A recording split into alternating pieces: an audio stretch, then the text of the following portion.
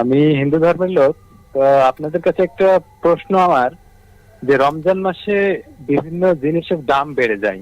তো সেক্ষেত্রে আমরা যারা হিন্দু ধর্মাবলম্বী আছি, আমাদেরও তো মানে কিছু পণ্য ক্রয় করতে মানে একটু টাকা বেশি লাগে বা সমস্যা হয়। তো এটার আসলে সঠিক সমাধানটা কি স্যার? দ্রব্যমূল্যকে মানে সহনীয় মাত্রায় নিয়ে আসতে, সকল মানুষ যেন সমান্তরাল ওয়েতে তারা পারচেজ করতে পারে এবং এনজয় করতে পারে। এই জন্য মধ্যপ্রাচ্যের মুসলিম দেশগুলোতে রমাদান উপলক্ষে বিশাল বিশাল ডিসকাউন্ট দেয়। ডিসকাউন্ট থাকে এবং তারা মানে এই মাসটাকে মানুষের খেদমতের মাস হিসেবে তারা এটাকে মনে করে। এখন সরাসরি দেখবেন প্রশ্ন উত্তর ভিত্তিক অনুষ্ঠান ইসলামী সমাধান, সৌজন্যে NCC bank, powered by NCC Islamic. NCC bank কার্ডে এই রমজানে শপিং, ডাইনিং ও ট্রাভেলিং এ পাচ্ছেন আকর্ষণীয় ক্যাশব্যাক এবং সেভিংস অফার। এনসিসি ব্যাংক, আপনার সাথেই সব সময়।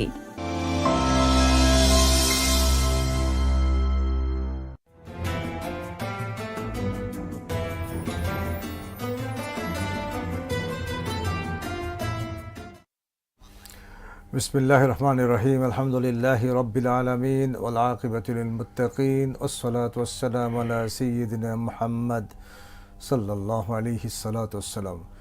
প্রিয় দর্শক, আপনারা দেখছেন এনসিসি ব্যাংক নিবেদিত ইসলামী সমাধান, পাওয়ার্ড বাই এনসিসি ইসলামিক। আমরা আশা করি এবং এটি আল্লাহ পাকের কাছে আমাদের পরম কামনা যে আপনারা রমাদান এই দিনগুলো অত্যন্ত আমি বলবো ধৈর্যের সাথে এবং গাম্ভীর্যের সাথে আপনারা অতিবাহিত করছেন। প্রিয় দর্শক, রমাদান এই দিনগুলো আমাদের জন্য অত্যন্ত গুরুত্বপূর্ণ, কারণ এই দিনগুলো বরকতময় এবং বারাকাপূর্ণ এবং এটির মর্যাদা আল্লাহ তাআলা দিয়েছেন কোরআনের কারণে। আমরা বারবার একই কথা বলি, রমাদানের সম্মান, লাইলাতুল কদরের সম্মান, সব কিছুর সম্মান কোরআনের কারণে। আমরা যদি কোরআনকে সম্মানিত করতে পারি, অর্থাৎ আমরা যদি কোরআনের বিধানাবলী আমাদের জীবনে বাস্তবায়িত করতে পারি, কোনো সন্দেহ নেই আমাদের পার্থিব জগৎ এবং আমাদের পরকালীন জগৎ ঐশ্বর্যে ভরপুর থাকবে আল্লাহ তাআলার রহমত এবং বারাকায়। প্রিয় দর্শক, কোরআন মানুষের কাছে এসেছে কোরআন নিশ্চয়ই মানুষকে মর্যাদাবান করার জন্যে, এবং এই কোরআনকে ফলো করে, কোরআনকে অনুসরণ করে, কোরআনকে অনুধাবন করে পৃথিবীর কোনো জাতি অথবা কোনো ব্যক্তি নিঃশেষ হয়ে যায়নি, বরং তার ভাগ্যের চাকা পরিবর্তিত হয়েছে। যেমনটি আল্লাহ তাআলা তার রাসূলকে অ্যাড্রেস করে বললেন, তাহা মা আনজালনা আলাইকাল কোরআন লিতাশকা, যে নবী, এই কোরআন আমি আপনার উপর নাজিল করেছি এই কারণে নয় যে আপনি দুর্ভাগ্যের শিকারে পরিণত হবেন, বরং এই কোরআন দিয়ে আপনি আপনার ভাগ্যের চাকা পরিবর্তন করতে পারবেন। যেমনটি অন্যান্য নবীগণও তাদের উপর আল্লাহ প্রদত্ত যে বিধানাবলী এসেছে তার মাধ্যমে ভাগ্যের চাকা পরিবর্তন করতে তারা পেরেছে কোনো সন্দেহ ছাড়াই। তো এই কোরআনটা এমন একটা কোরআন, এর মাধ্যমে আপনি আপনার ভাগ্যের চাকা, আপনার উম্মতের ভাগ্যের চাকা, উম্মত যদি চায় তাহলে ডেফিনেটলি চেঞ্জ করতে পারবে। এবং এই কোরআনকে ফলো করি তৎকালীন আইয়ামে জাহলিয়াতের সবচেয়ে খারাপ মানুষগুলো, সবচেয়ে বর্বর মানুষগুলো পৃথিবীর সর্বশ্রেষ্ঠ মানুষের নিজকে রূপান্তরিত করতে পেরেছে। এটি হচ্ছে কোরআনের কারণে। প্রিয় দর্শক, এই কোরআনের যে প্রভাব, এটা আমাদের জীবনের সর্বত্র আমরা দেখি, কি আমাদের পরিবার, কি সমাজ, কি রাষ্ট্র। আজ আমাদের বিষয়টা হচ্ছে যে বিশ্ব অর্থনীতিতে রমাদানের ভূমিকা কি, তার প্রভাবটা কি, এ বিষয়ে আমরা আলোচনা করব। আর এই বিষয়ে আলোচনার জন্য আমরা আমাদের স্টুডিওতে নিমন্ত্রণ জানিয়েছি একজন সম্মানিত অতিথিকে। তিনি হচ্ছেন ডক্টর আব্দুল আল মিজান, বিশিষ্ট শিক্ষাবিদ, লেখক, গবেষক। চলুন আমরা তার সাথে কথা বলি এবং তার মাধ্যমে এই বিষয়ে আমরা তার মূল্যবান বক্তব্য শোনার চেষ্টা করি। আসসালামু আলাইকুম। ওয়ালাইকুম আসসালাম ওয়া রাহমাতুল্লাহি ওয়া বারাকাতুহু। আপনি অনেক সময় ব্যয় করে আমাদের এখানে এসেছেন, এই জন্য আপনাকে আন্তরিক ধন্যবাদ। যে বিজ্ঞ উপস্থাপক, আপনাকে অনেক ধন্যবাদ। যে পাশাপাশি যারা আমাদেরকে দেখছেন এবং দেখবেন পরবর্তীতে, তাদেরকে ধন্যবাদ জানাচ্ছি।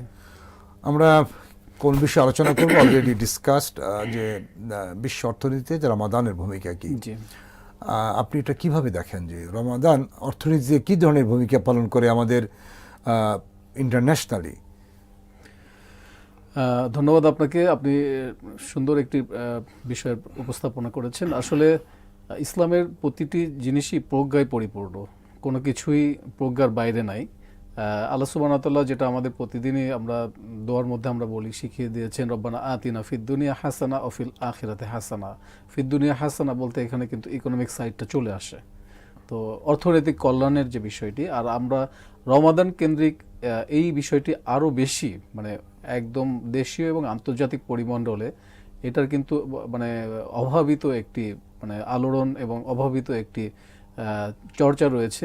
এই সময়টাতে যে অর্থনীতি পরিচালিত হয় সেটা আলাদা ধরনের ডাইমেনশন আছে, যেটা আমরা বলতে পারি আর কি, যেটা আমরা এর মধ্যেও পাই। আমরা রাসূলুল্লাহ সাল্লাল্লাহু আলাইহি ওয়াসাল্লাম যখন মুআজ রাদিয়াল্লাহু তাআলা আনহুকে ইয়ামানে পাঠিয়েছিলেন, হাদিসটা এইভাবে যে আন ইবনে আব্বাস রাদিয়াল্লাহু তাআলা আনহুমা কল, এখানে হাদিসে বলা হয়েছে যে আল্লাহ সুবহানাহু ওয়া তাআলা মানুষের উপরে জাকাতকে ফরজ করে দিয়েছেন, যেন এটা ধনীদের থেকে নেওয়া হবে এবং গরিবদের মাঝে বন্টন করা হবে।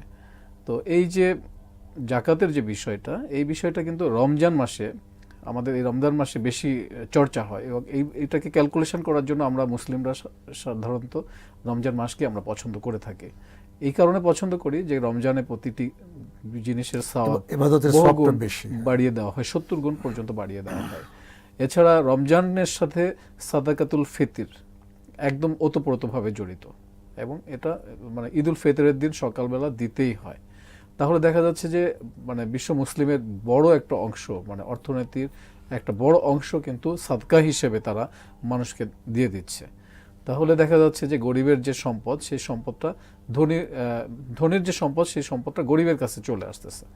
এটা তো গেল মানে একটা বিশেষ দিক। আর এবং এই যে জাকাতের বিষয়টাকে ঘিরে আপনি যেটা বললেন যে ধনীদের থেকে এটা গরিবদের কাছে যায়, গরিবরা বাজারে যায়, তারা কেনাকাটা করে নিজস্ব প্রয়োজন পূরণার্থে তারা সে টাকাটা আবার ব্যয় করে, টাকাটা ঘুরে আবার একটা সার্কুলেশন ধনীদের কাছে আসে এবং ধনীরা এর মাধ্যমে তাদের প্রোডাক্টগুলো সেল করে।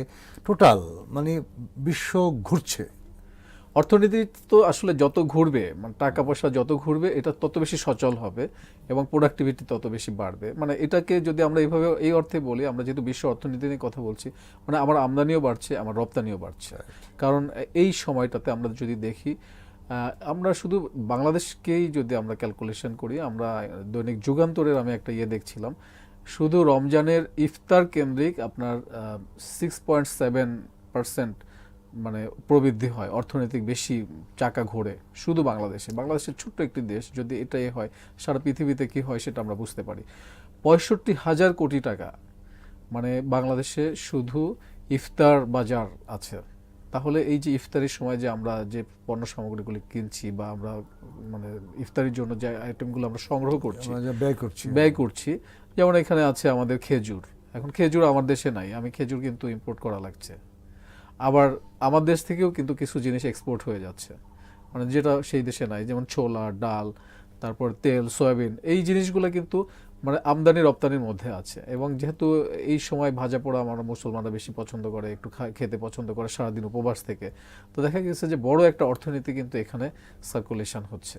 তো এটার পাশাপাশি আমরা যেটা বলতে পারি সেটা হচ্ছে যে রমজানের পরেই তো আসে ঈদের যে খুশির যে বিষয়টি। তো রমজানের শেষের দিকেই কিন্তু আমাদের ঈদের একটা প্রস্তুতি চলে আসে।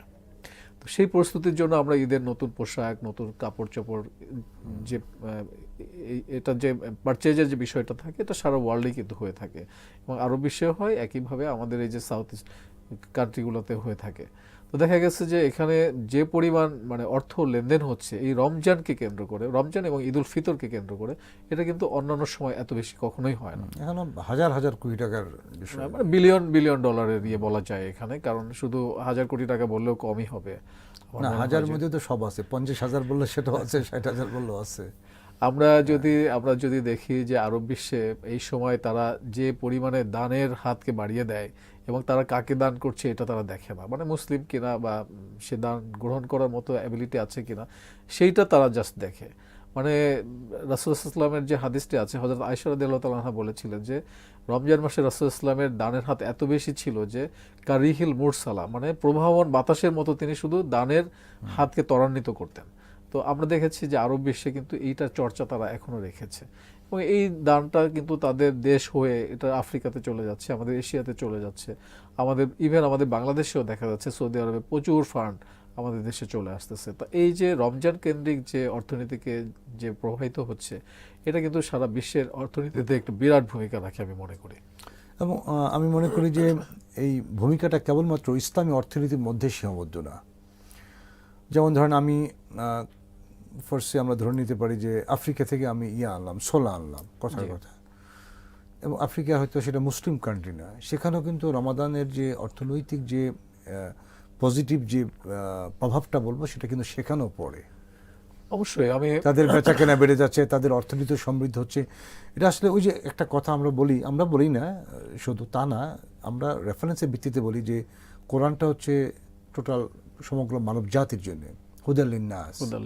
এই হেদায়েতটা মানে সঠিক রাস্তায় থাকা মানে তো ইবাদত করা, সিয়াম পালন করা, এবং এই যে সঠিক রাস্তা বা ইবাদতে থাকা, এর মধ্যে মানব জাতির হেদায়েত আছে। হেদায়েত তো সকল দিকে কাঙ্ক্ষিত লক্ষ্যে পৌঁছা। চূড়ান্ত হেদায়েত হচ্ছে আমাদের আল্লাহর সন্তুষ্টি পাওয়া, এটা হচ্ছে আমাদের উদ্দেশ্য, যে হেদায়েতের মাধ্যমে আল্লাহর সন্তুষ্টি। বাট এই হেদায়েতটা তো কেবলমাত্র ইবাদতের ক্ষেত্রে যেমন ঠিক আছে, আমার অর্থনৈতিক ক্ষেত্রে যে আল্লাহর বিধিবিধান আছে সেটি পালন করা তো হেদায়েতের, আমি মনে করি অবশ্যই হেদায়েতের একটা নামান্তর। কেন আমি সব ক্ষেত্রে আল্লাহকে মানলাম, অর্থনীতিতে আল্লাহকে মানলাম না, তাহলে তার আমার সঠিক হেদায়েত হলো না। ডেফিনেটলি এখানে তো তাহলে আমরা বাংলাদেশের জিনিসটা দেখতেছি যে রমাদানে আমরা বিলিয়নের আকারে বলি বা হাজার কোটি টাকার আকারে বলি, প্রচুর অর্থনৈতিক ইকোনমিক অ্যাক্টিভিটিস বাড়ে, এবং এর মাধ্যমে আপনার অর্থনীতি কী হয়, সমৃদ্ধ হয়। এবং অর্থনীতি সমৃদ্ধ হওয়া মানে জনগণের যে প্রভার্টি লেভেল আছে সেটা একটু আপ হয়, এলিভেশন। হ্যাঁ, ল্যাবটা আপ হয় মানে এটা আমি লেভেলটা বলতেছি আপ হওয়া মানে কি, আমার প্রভার্টি লেভেলটা আপ হওয়া মানে আমার যেটা বিলো লেভেল আছে সেটাকে ক্রস করে আমি আরো ভালো জায়গায় পৌঁছে স্ট্যান্ডার্ড লেভেলে চলে আসা। এবং এর মাধ্যমে এটা হচ্ছে রমাদানের ক্ষেত্রে যে দানের কথা বললেন বা পোশাক আশাকের কথা বললেন, পোশাক আশাক তো আমরা আমাদের দেশে তৈরি করলো, দেখা গেলো যে আমরা যে এটা বলি আপনার ইয়ার্নের কথা বলি অথবা আমার ফেব্রিক্সের কথা বলি, এটা কিন্তু অনেক সময় ইম্পোর্টেড হয়। এবং এগুলো কিন্তু আসছে ম্যাক্সিমাম অমুসলিম কান্ট্রি থেকে, যেমন চায়না থেকে আসতেছে, ম্যাক্সিমাম মেজরিটি আমাদের দেশে চায়না থেকে আসতেছে, এবং তারা কিন্তু সমৃদ্ধ হচ্ছে। এখানে ফ্রেটের ব্যাপার আছে, যে জাহাজে করে আসতেছে, সেই জাহাজটা দেখা গেছে আরেক দেশের, সেটা হয়তো কোনো ইহুদি অথবা আমার বাংলাদেশের খ্রিস্টান মালিকানা, এমনও হতে পারে। এবং এটার সাথে যারা স্টাফ আছে যারা, তাদের বেতন হচ্ছে এটা দিয়ে।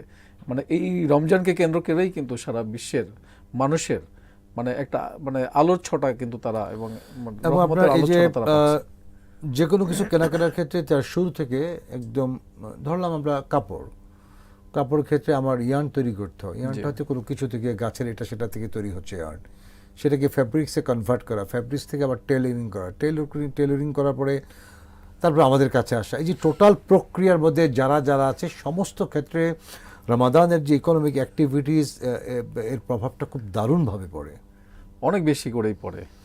এবং ইসলাম চায় কি মানুষকে অর্থনৈতিকভাবে স্বাবলম্বী করতে, কেন চায় এই বিষয়টাকে আমরা কিভাবে দেখি?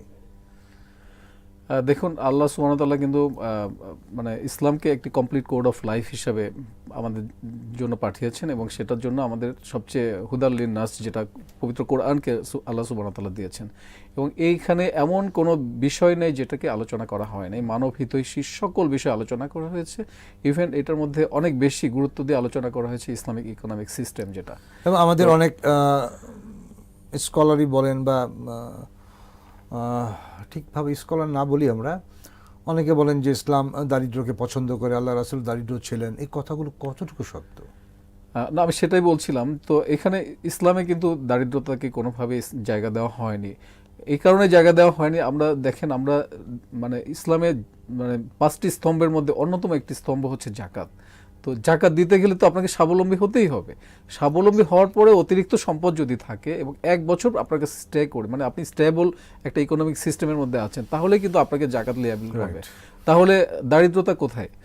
আমরা জানি যে রাসূল ইসলামের নামে বলা হয় যে 70 তালি জামা দিয়ে উনি পড়েছেন, এটা আমরা আসলে কোরআন হাদিসে আমরা কোথাও পাই না। রাসূল ইসলাম এমন চাদর গায়ে দিতেন, ওই সময় সবচেয়ে দামি চাদর, এবং তিনি যেটা একজন বাদশাকে উনি গিফট হিসেবে এটা দিয়েছিলেন। এবং উনি যে মেহমান আসলে রুমাল বিছিয়ে দেওয়া, রেড কার্পেটের ব্যবস্থা, আমরা আল্লাহ রাসূল মানুষকে তথা অতিথিদেরকে সম্মান করে কাজগুলি করতে। আমরা এখন যে খাবারগুলা খুব মানে মডার্ন লাইফে এবং খুব লাইফস্টাইলের জন্য আমরা যে খাবারগুলো খাচ্ছি, এগুলো কিন্তু রাসূল ইসলাম সেই 1400 বছর আগে থেকে উনি নিয়েছেন। যেমন আমরা খেজুর পছন্দ করছি এখন, খুবই মানে ফুড ভ্যালু এবং নিউট্রিশন আছে, রাসূল ইসলাম এটা খেয়েছেন।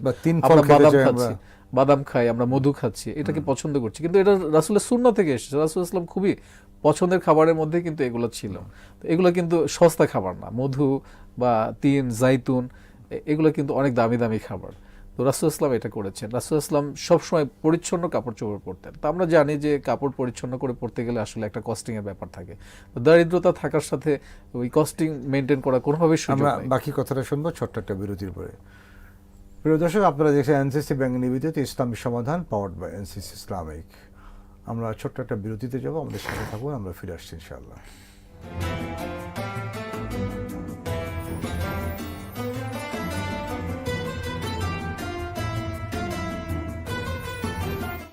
এনসিসি ব্যাংক কার্ডে এই রমজানে শপিং, ডাইনিং ও ট্রাভেলিং এ পাচ্ছেন আকর্ষণীয় ক্যাশব্যাক এবং সেভিংস অফার। এনসিসি ব্যাংক আপনার সাথেই সব সময়। শরিয়া অনুশাসন মেনে বিজ্ঞ শরিয়া বোর্ডের নির্দেশনায় ও স্বতন্ত্র ব্যবস্থাপনায় গ্রাহকদের জন্য এনসিসি ইসলামিক ব্যাংকিং এর আকর্ষণীয় সেবাসমূহ রয়েছে। আধুনিক সকল সুবিধা, তাই শরিয়া মেনে ব্যাংকিং হবে সহজে ও নিশ্চিন্তে। এনসিসি ইসলামিক ব্যাংকিং এর সাথে এনসিসি ব্যাংক আপনার সাথেই সব সময়।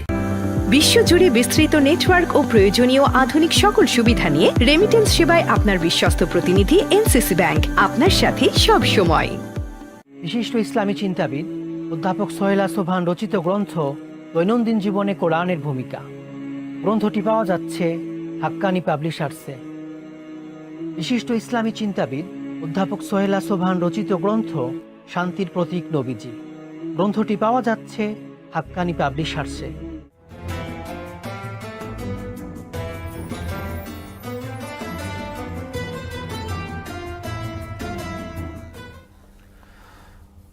প্রিয় দর্শক, আবার আপনাদের স্বাগত জানাই এনসিসি ব্যাংক নিবেদিত ইসলামী সমাধান পাওয়ার্ড বাই এনসিসি ইসলামিক। আমরা চমৎকার আলোচনা করছিলাম অর্থনীতিতে রমাদানের ভূমিকা কি, এবং আমরা বিশ্ব অর্থনীতির কথা বলছিলাম যে আমরা দেখতে পাচ্ছি যে রমাদানকে ঘিরে যে কর্মচাঞ্চল্য বাড়ে এবং যে কর্মযজ্ঞ বাড়ে, এবং এটা একটা লার্জ স্কেল।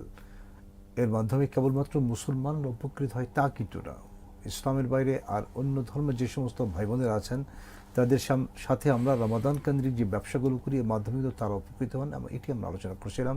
চলুন আমরা আলোচনায় ফিরে যাই। যে মোহতারাম, আপনি বলছিলেন। যে আমি বলছিলাম রাসূল ইসলামের লাইফস্টাইলের কথা। একইভাবে আমরা যদি সাহাবীদের লাইফস্টাইল দেখি, আমরা হযরত ওসমান রাদিয়াল্লাহু তাআলা আনহুর নাম জানি, যাকে উসমান গনি উপাধি দেওয়া হয়েছিল। মানে তিনি এত বেশি ধনী ছিলেন, ওই সময়ের বিল গেটস বা এর চেয়ে অনেক বেশি ধনী ছিলেন।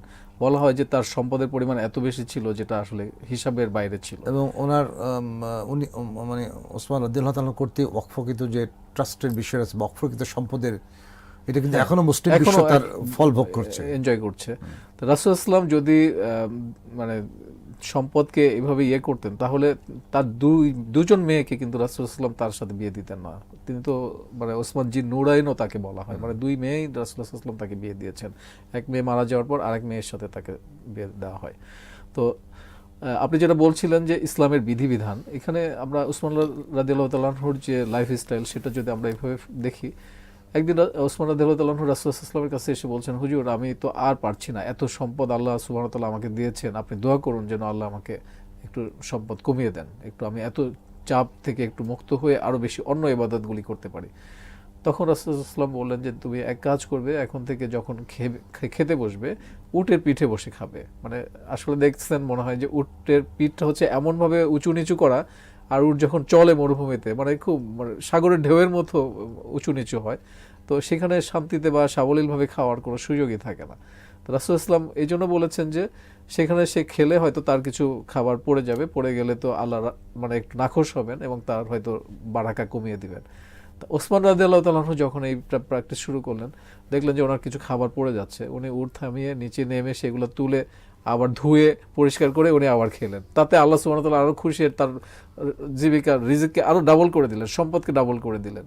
তো এই যে দেখেন যে ইসলামিক যে তরিকাটা আছে, এবং আমরা আপনার কথাটা শুনবো ছোট্ট একটা ইয়ের পরে, মানে ফোন কল রিসিভ করার পরে। জি, কে বলছেন প্লিজ? স্যার আসসালামু আলাইকুম, আমি রাজশাহী থেকে দেখছিলাম আপনাদের অনুষ্ঠানটা। আমি হিন্দু ধর্মের লোক। তো আপনাদের কাছে একটা প্রশ্ন আমার, যে রমজান মাসে বিভিন্ন জিনিসের দাম বেড়ে যায়, তো সেক্ষেত্রে আমরা যারা হিন্দু ধর্মাবলম্বী আছি আমাদেরও তো মানে কিছু পণ্য ক্রয় করতে মানে একটু টাকা বেশি লাগে বা সমস্যা হয়, তো এটার আসলে সঠিক সমাধানটা কি স্যার?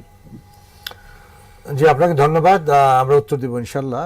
ভাইয়ের প্রশ্ন ছিল যে রমাদান কেন্দ্রিক, বিশেষ করে আমাদের বাংলাদেশে, অন্যান্য দেশে হয় কিনা আমার জানা নেই, বা খুব একটা তেরকম মানে সেরকম কিছু হয় না। বাংলাদেশের যে বিষয়টা দেখা যায় সেটা হচ্ছে যে রমাদানকে ঘিরে বিভিন্ন পণ্যদ্রব্যের দাম বাড়ে। এর মাধ্যমে মুসলমানরা তো একটু ইয়েতে ভোগে, মূল্যস্ফীতি তাদেরকে ভোগ করতে হয় বা ফেস করতে হয়, অন্য ধর্মের ভাই বোনদেরকে করতে হয়। এটা তো তাদের জন্য কষ্টকর।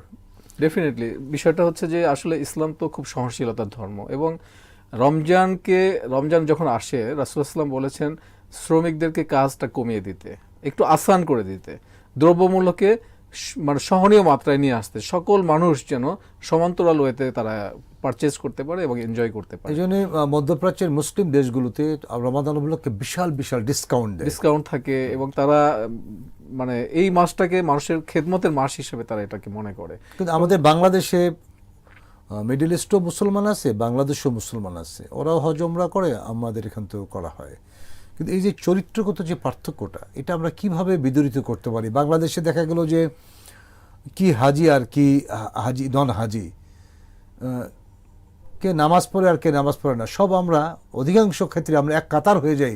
রমজান আসতেছে, এই মাসে সারা বছর ব্যবসা করতে হবে, চুরি বলি, প্রতারণা বলি, ঠকানো বলি, সমস্ত কিছু আমরা এই মাসে করি।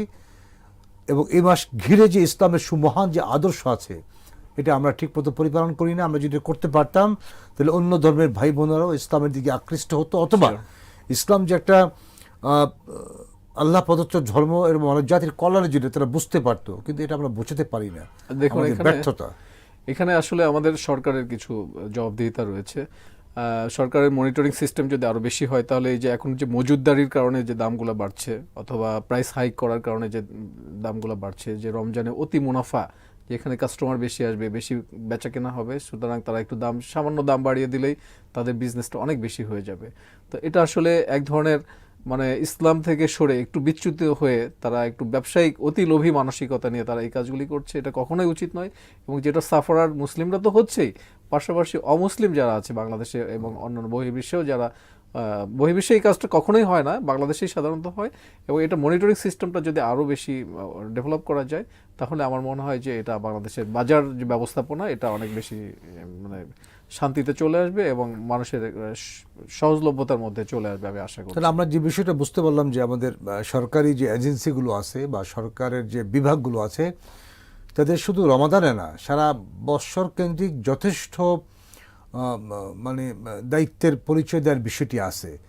তারা যদি সেটা সঠিকভাবে করতেন তাহলে জিনিসপত্রের দাম বাড়তো না। আমাদের দেশের দাম বাড়ে, জিনিসপত্রের সিন্ডিকেট করে দাম বাড়ে, চাঁদাবাজি করার কারণে দাম বাড়ে, এবং এই সমস্ত বিষয়গুলো কন্ট্রোল করা এটা তো জনগণের দায়িত্বের মধ্যে না, এটা যারা আমাদের দায়িত্বশীল ব্যক্তিবর্গ আছে তাদের দায়িত্বের মধ্যে পড়ে। এবং তারা যদি এটা সঠিকভাবে পরিপালন না করেন, আমি মনে করি, বিশ্বাস করি, অবশ্যই তাদেরকে কাল কিয়ামতের দিন জবাবদিহি করতে হবে যে তুমি এই চেয়ারে ছিলা, ঠিকমতো দায়িত্ব পরিপালন করো নাই, তোমার এই না করার দরুন হাজার হাজার লাখ লক্ষ মানুষ নির্যাতিত হয়েছে, অথবা কি তারা আপনার কঠিন একটা দুর্বিষহ অবস্থাকে ফেস করতে হয়েছে। দেখেন, মানুষ রমজান মাসে মানে আল্লাহর বিধান পালন করার জন্য তারা রোজা রাখছে, এবং এই সময়ে যে ইফতার এবং সাহারির জন্য তারা যে পণ্য সামগ্রী কিনছে, এইটা নিয়ে মানুষের সেন্টিমেন্ট নিয়ে যারা বিজনেস করছে এবং মানুষের এই সফট ইস্যুটাকে নিয়ে যারা বিজনেস করছে, এরা তো কখনোই হতে পারে না।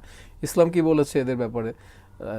হাদিস শরীফে পরিষ্কারভাবে বলা আছে, মান গাশা ফালাইসা মিন্না, মানে যে মজুদদারি করলো সে আমাদের দলভুক্ত না, প্রতারণা করলো যে প্রতারণা করলো সে আমাদের দলভুক্ত। এবং ইহতেকার বলতে যেটা আমরা বুঝি, হোর্ডিং করা, মজুদদারি করা, সেখানেও কঠিন সতর্কবাণী উচ্চারণ করা হয়েছে যে মজুদদারি হাদিসে নর্মালি সাধারণ অবস্থায় যখন কোনো অভাব অনটন নাই, বিপর্যয় নাই, তখন আপনার 40 দিন করা যেতে পারে বলে একটা রেওয়ায়েত এসেছে। কিন্তু যদি অভাব দেখা দেয়, বিপর্যয় দেখা দেয়, একটা ঘন্টাও কেউ মজুদদারি করতে পারবে না।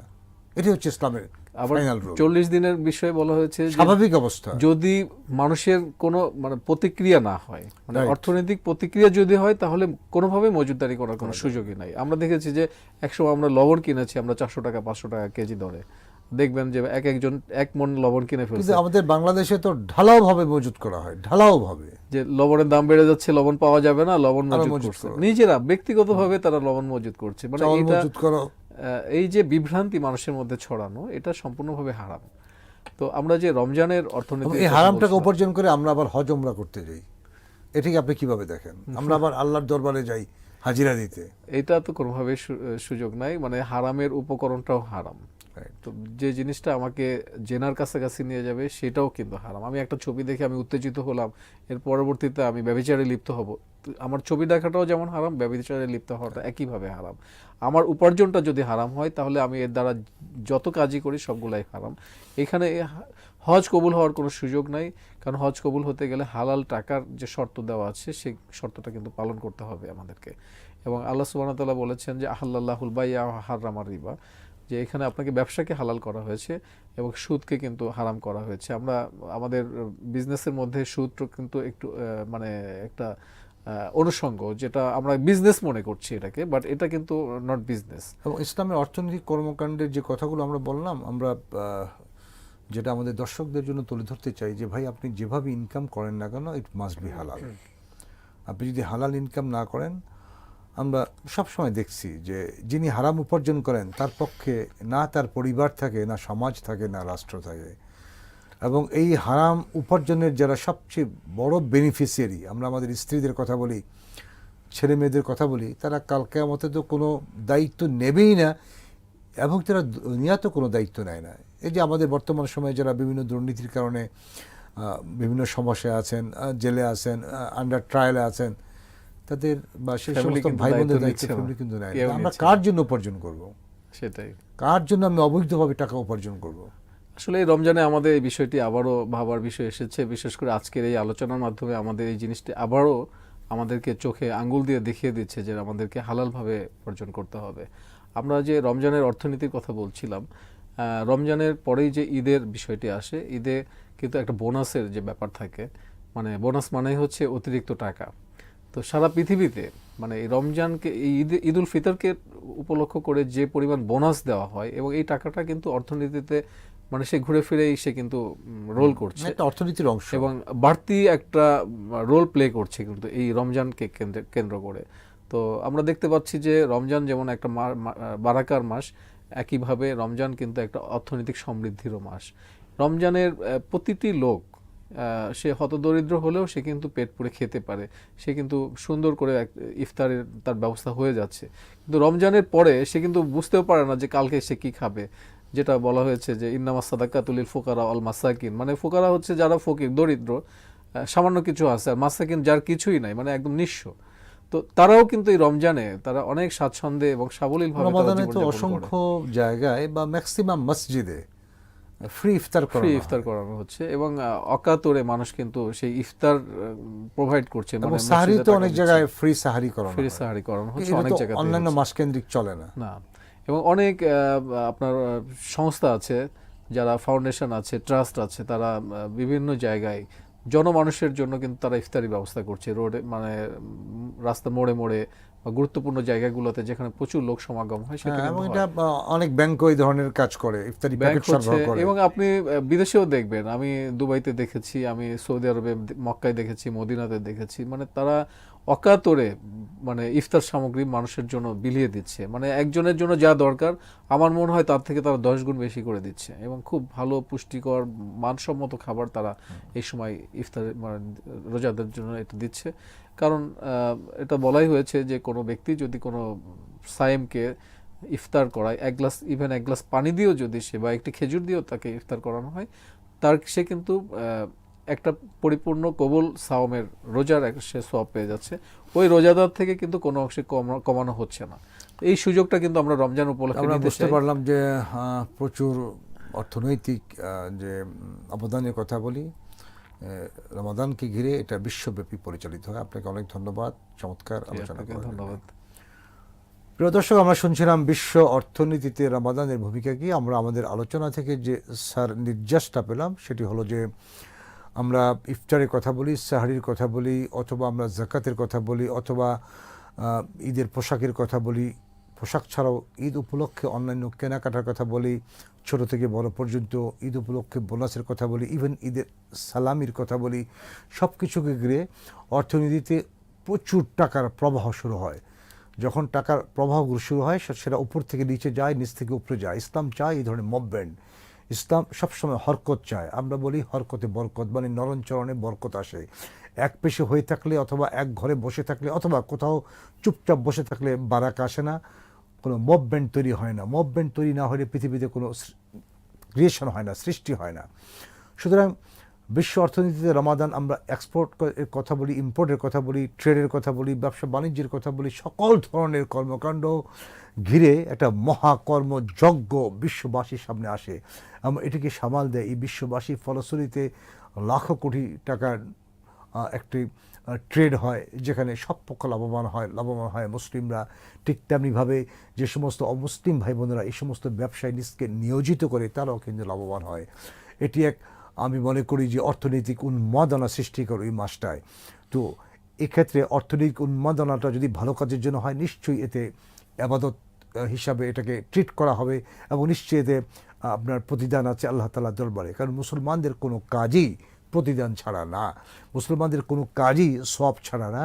মুসলমানদের প্রত্যেকটা কাজ যদি সেটা ভালো কাজের দিকে নিজকে ধাবিত করে, সমাজকে ধাবিত করে, রাষ্ট্রকে ধাবিত করে, সেখানে অবশ্যই কল্যাণ নিহিত আছে। এই জন্য আল্লাহ তাআলা বলেন, কুনতুম খায়রা উম্মাতিন উখরিজাত লিন-নাস, তোমরাই হচ্ছে শ্রেষ্ঠ উম্মত, যাদেরকে মানব জাতির কল্যাণের জন্য তৈরি করা হয়েছে।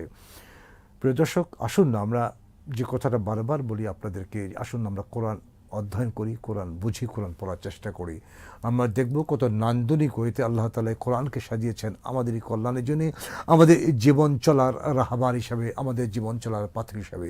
কিন্তু কথা ওই একটাই, শুধু কথা বললে হবে না অথবা কথা শুনলেই হবে না, আমাদেরকে আমল করতে হবে। আমরা যদি আমল করতে পারি, এই কথাগুলো বাস্তবায়ন করতে পারি, তবে না সুন্দর হবে আমাদের এই ইহলৌকিক জীবন, একই সাথে পারলৌকিক জীবন। আপনারা দেখছিলেন এনসিসি ব্যাংক নিবেদিত ইসলামের সমাধান, পাওয়ার্ড বাই এনসিসি ইসলামিক। প্রিয় দর্শক, আজ এই পর্যন্তই। আবার আপনাদের সাথে দেখা হবে কোনো একটা নতুন সাবজেক্ট নিয়ে, কোনো এক নতুন অতিথি নিয়ে। সে পর্যন্ত আপনারা ভালো থাকুন, সুস্থ থাকুন। হাযা মা ইনদি ওয়াল ইলমু ইনদাল্লাহ মা তাওফীক ইল্লা বিল্লাহ আলাইহি তাওয়াক্কালতু ওয়া ইলাইহি উনীব। আসসালামু আলাইকুম ওয়া রাহমাতুল্লাহি ওয়া বারাকাতুহু।